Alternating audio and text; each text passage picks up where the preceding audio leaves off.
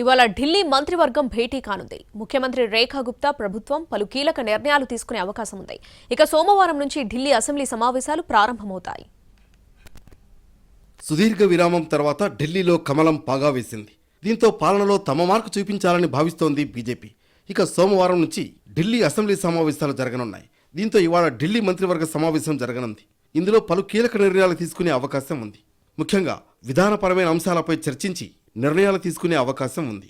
ఢిల్లీ అసెంబ్లీలో ముందుగా ఎమ్మెల్యేలు ప్రమాణ స్వీకారం చేస్తారు. 25న లెఫ్టినెంట్ గవర్నర్ అసెంబ్లీని ఉద్దేశించి ప్రసంగిస్తారు.